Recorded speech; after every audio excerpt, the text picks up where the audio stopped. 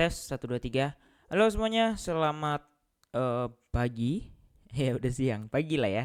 Nah, jadi ada sedikit berita ya.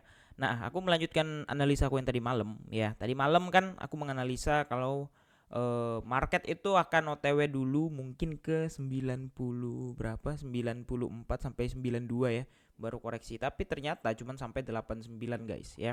Kalian bisa lihat di 89 ya, dia kayaknya cuma main di area-area Fibo-nya ini, bukan Fibo sih, ini support biasa ya.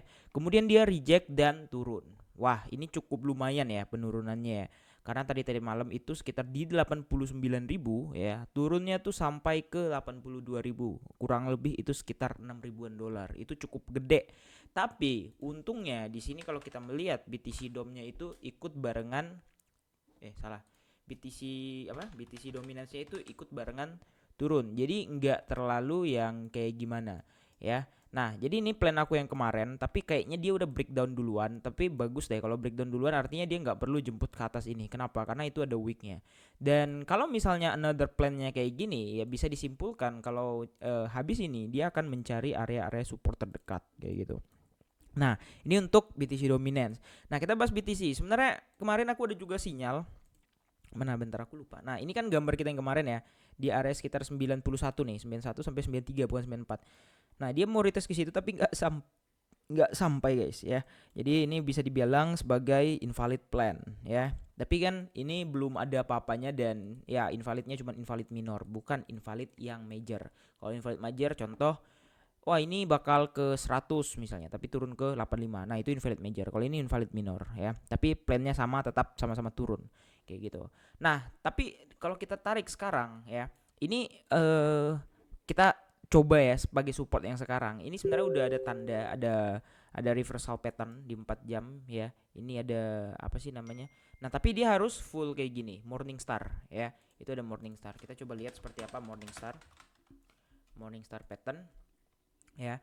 Nah, Morningstar itu kayak gini guys, merah, kemudian ada candle hijau dan next secondnya akan ada hijau lagi kayak gitu. Ini secara 4 jam, tapi kita nggak tahu karena dia belum close. Dia close ini jam 11 ya. Nah, ini dari segi 4 jam dan di segi 4 jam di sini juga ada bull div ya atau bullish divergent ya. Yang mana bullish divergent ini dia tidak serta merta akan langsung naik gitu.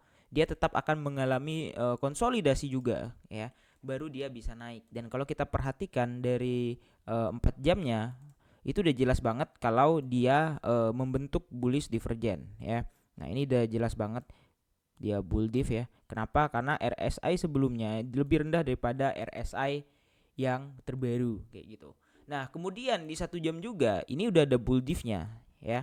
Kalau di 1 jam itu malah lebih clear dan lebih kelihatan besar gitu bull divnya ya. Ini di 1 jam. Dan apakah akan closing dengan bagus, dengan cantik di Morningstar?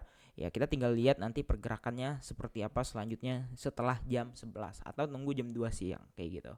Nah, ini dari segi kenaikan. Kalau dari segi penurunan, jujur ini ada cukup berbahaya juga ya. Nah, ini kemarin gambarnya kayak gini ya, correction ABCDE ya. Tapi aku nggak tahu ini apakah valid atau enggak ya. Nah, kalau ini nggak apa-apa guys dipindah-pindah karena ini nggak pakai Fibo ngukurnya, cuman berdasarkan theoretical bukan theoretical, historical ya, historical pattern kayak gitu. Jadi ya kita kan nggak tahu nih low-nya di mana. Soalnya low-nya di sini C itu di bawah banget, lumayan di bawah.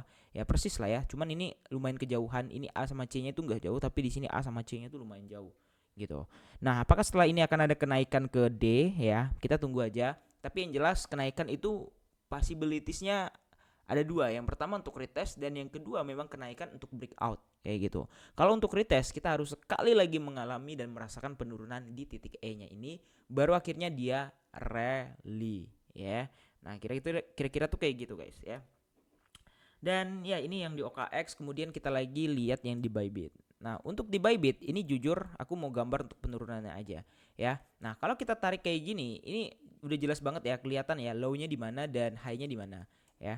Nah, low-nya itu adanya di sini guys ya. Low-nya itu terakhir itu ya ada di sini karena itu adalah low terakhir yang pernah dibentuk sejauh ini, yaitu di 49.000. Dan high ya terakhir itu ada di sini di 108.000. Nah, jadi bisa kita tarik Fibonya dari kedua area tersebut atau kedua harga tersebut. Nah, jadi ini adalah sebagai titik nolnya, satunya, dan ini adalah titik nolnya karena kita mau menghitung korektifnya ya. Terbalik kalau kita mau hitung kenaikan. Kalau kita hitung kenaikan, nolnya itu di bawah dan satunya itu di titik high terakhirnya. Kalau ini satunya itu di bawah, nolnya di atas, kebalik kayak gitu. Nah, kalau dari Fibo ya, kita tarik low ke high ya, karena let's say ini adalah low dan high terakhir yang pernah terbentuk ya. Karena ini juga pakai 4 jam ya, daily juga sebenarnya sama ya. Udah jelas juga. Tapi di sini aku mau lihat 4 jam karena lebih membentuk structure gitu ya. Nah, di sini ada support di area sekitar 79.500. Bukan support, ini adalah Fibo dan golden ratio ya. Tapi apakah ada support di situ? Jujur, itu tidak ada support di situ, dan support terakhir itu di area ini, dan area ini tuh sebenarnya udah kejebol, sedikit terjebol ya. Dan apakah akan dibalikin area itu? Ya kita nggak tahu sama-sama. Tapi yang jelas kalau aku perhatikan, ini ada possibilities untuk ke 79.000. Ya kenapa? Karena itu adalah golden rasionya. Ya, kalau misalnya jebol ke 79.000, bisa ke berapa lagi, Bang? Bisa ke 73.000. Kenapa 73.000? Karena itu merupakan area yang ada terakhir RBS. Sebenarnya di sini ada support juga, tapi kayaknya support minor aja, ya. Nah, jadi kedua area ini ada possibilities jikalau area 85.000 ini tidak memberikan high impact pump kayak gitu. Ya, kenapa dia pump tadi? Ya, alasannya kalau misalnya dia ngepump, yang pertama ada bull diff di 4 jam dan 1 jam. Kemudian ada morning star yang ini tadi di 4 jam, ya kan? Nah, itu udah jelas banget untuk suatu pergerakan daripada harga. Tapi kalau kita lihat secara daily atau 4 jam, structure udah jujur breakdown, ya kan, udah jelas gitu.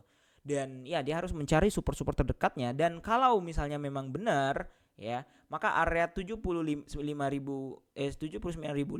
ini merupakan area terbaik. Kenapa? Karena dia membayar double topnya. Gimana menurut kalian? Valid? Masuk akal? Ya masuk akal ya.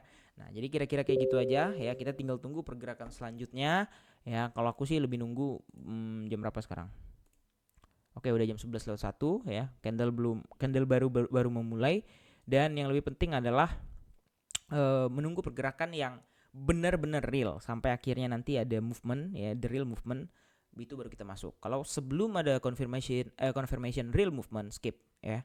Karena selama ini kita bermain di area 95.000 yang mana itu adalah Fibo 0,2-nya. Ternyata ya. Karena baru tadi aku tarik dan oh iya ternyata sejauh ini. Karena aku nggak memperhatikan dari korektif Fibo-nya ya. Tapi dari market structure di 4 jamnya aja. Ini kan daily ya sebenarnya. Tapi aku membuatnya di 4 jam biar kelihatan structure-nya kayak gitu. Ya gimana menurut kalian? Apakah valid dan apakah BTC akan OTW 79.000? Kita bertemu di video nanti malam. See you in the next video.